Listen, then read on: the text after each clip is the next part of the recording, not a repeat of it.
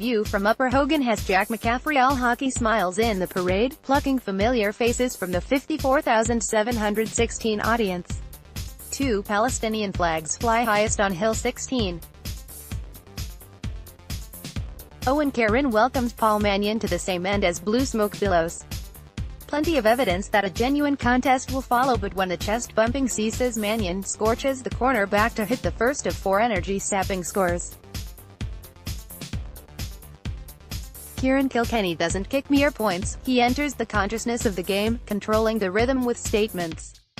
Galway rally off Shane Walsh and Johnny Heaney to end a run of 5 magical white flags, began by Ian Burke with Mannion and Kilkenny contributing, that leaves Dublin barely ahead 1-9 to 1-7 at the turn. Plenty happens in between, like John Small attempting to rough up Walsh.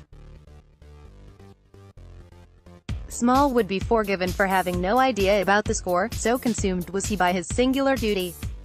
Walsh destroys him for pace just once, but Cian O'Sullivan stitches the thread before it can tear.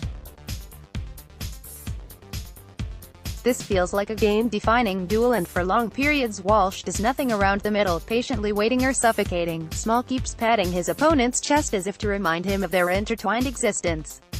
See O'Sullivan flick the afterburner switch only to tweak that dormant left hamstring. The glue that binds Dublin's defense, he tries to run it off but is whisked away for cryotherapy or whatever healing can be done in 3 weeks. Mick Fitzsimmons arrives as Johnny Cooper becomes Cian O'Sullivan for the remainder. Galway are buoyed by the champion's loss.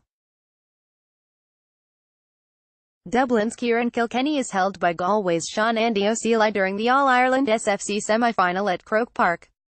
Photograph, James Crombie. Info, just tightness in his leg, and in a championship game like that you need to get him off and put a fresh player in, says Jim Gavin from beneath a peaked Dublin-branded cap.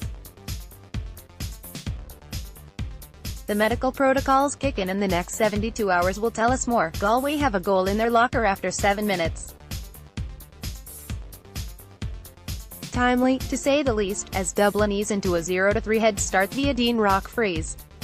Was Stephen Cluxton to blame with the muscular Damien Comer out-leaping Philly McMahon for a punched finish? Probably, but the Dublin captain atones.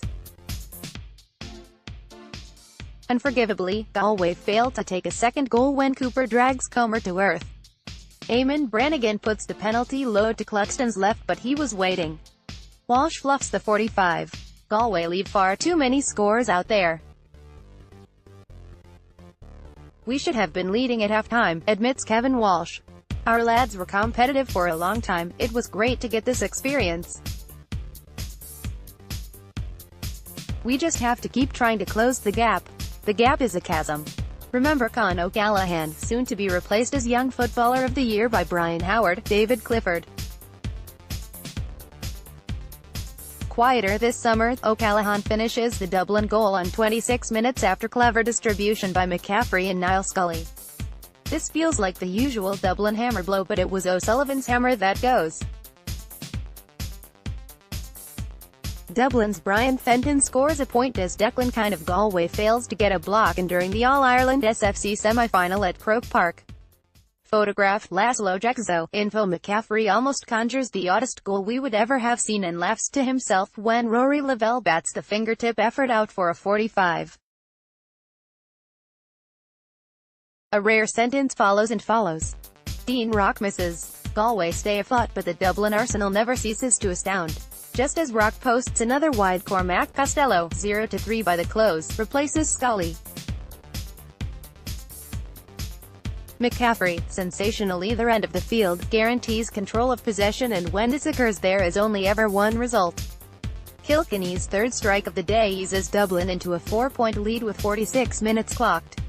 Rock quickly adds another wide, but it barely registers. The fourth All-Ireland is on the horizon now. Rock stops the rot with a free, stretching the deficit to 5. 20 minutes remain, but that familiar silence cloaks Croke Park. Inspiration is desperately needed to save the contest from inevitability. The unbeaten Brian Fenton disagrees with a monstrous mark. The kickball to O'Callaghan has Palestinian flags waving again. Then Rock, on a bad day, lands his 5th. McMahon gives the hill a laugh, feigning pain, as whatever he says after Comer's latest miscue prompts a dunt in the ribs.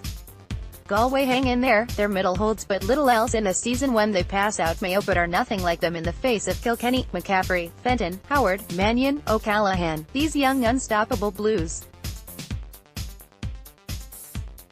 9 clear at the finish, still cruising. We've had some really good displays in the summer so far, adds Gavin when asked if this was the best showing of 2018. I'm just happy with the team performance, not only the guys who finished the game for us but in the shadows there is another cohort of players pushing really hard.